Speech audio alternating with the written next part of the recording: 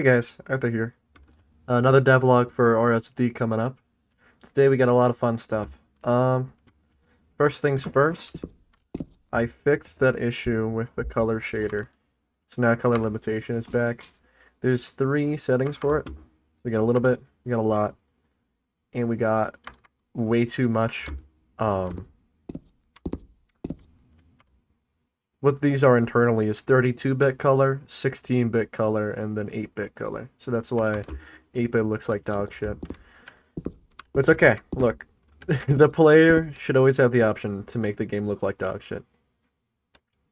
Second thing that's not as cool is I've come up with a standardized size for stairs. So it's 12 Quake units for each step. Which it's a good size for both the player and the level.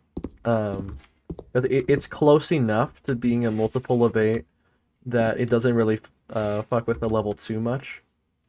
Slightly cooler thing, the camera is now smooth when you walk up and down steps. So if you notice, if I walk up and down a single step, you can see the camera lerps. Very nice effect. Works really great, especially when the stairs are perfectly square like this.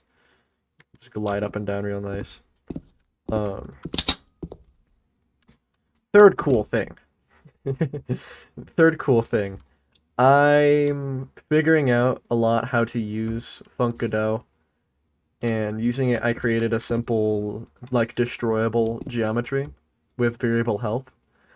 So basically, when you shoot the geometry, I also, when you shoot this geometry, a cool little noise overlay appears, and when you shoot it out, the geometry just straight up deletes from the level.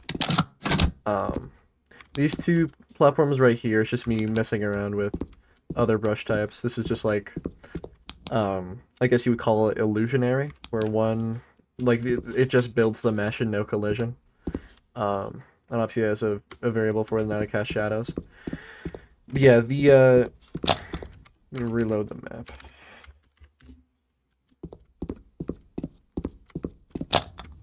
I turn my damage down so I can really show you guys how that shader works.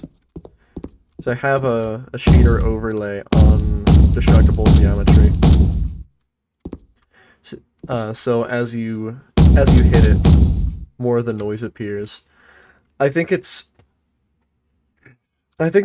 conveys what it needs to, and luckily it also works with every type of geometry that I try to make, since it's just a material overlay.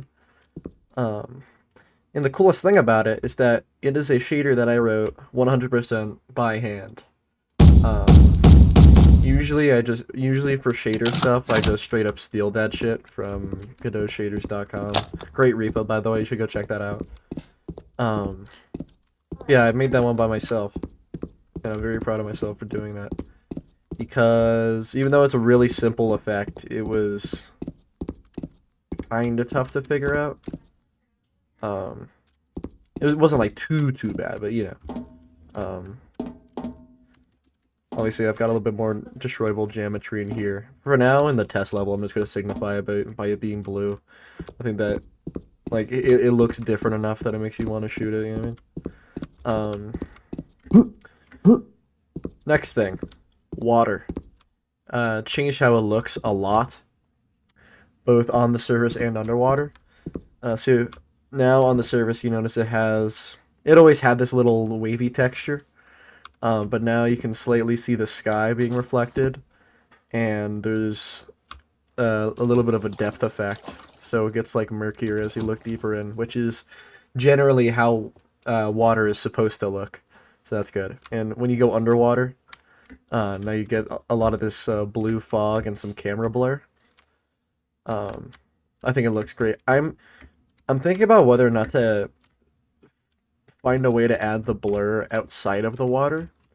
I don't know if I should, because like it already fades out to blue, but it could be cool. Another thing, let me go over here for this.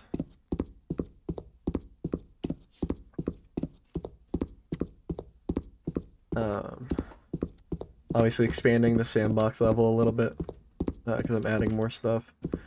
But this little area right here is where I'm eventually going to be adding a procedural map, which is a custom node type I made for this game, which essentially what it does is you give it a pool of a bunch of different kinds of rooms, with little marker nodes for like each doorway, and then it connects a bunch of them in a row. Like it connects a bunch of them by their doors with variable length and stuff. It's since this game is eventually going to be a roguelite, at least that's the plan. Since the game is eventually going to be a roguelite, that's how I'm going to be making each like dungeon. So yeah, I'm started working on that because the map system I have is very jank. To be blunt, it's very fucking jank. Basically, I just iterate through like the map a million times to make sure rooms aren't overlapping. So like it'll build the map and then it checks if any rooms are overlapping, and if they are, it'll rebuild the map and it'll do that again and again and again until it makes something successfully. Um, and the reason it does that is because I am not good at that kind of spatial programming. Because you have to work with a lot of 3D positions and 3D rotations, and that shit melts my brain. So I just kind of brute forced it. But I want to improve it in the future, and that's how I do that. Um. What other stuff? Hmm. Let's see. Um. I can't think of anything else that would be an editor.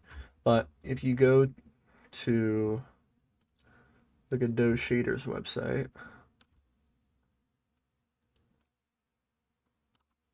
see it right here. Texture-based color overlay. It's a shader that I made. So yeah, if any of you need that, go check that out. Uh, Other than that, I can't really think of anything. So, see ya.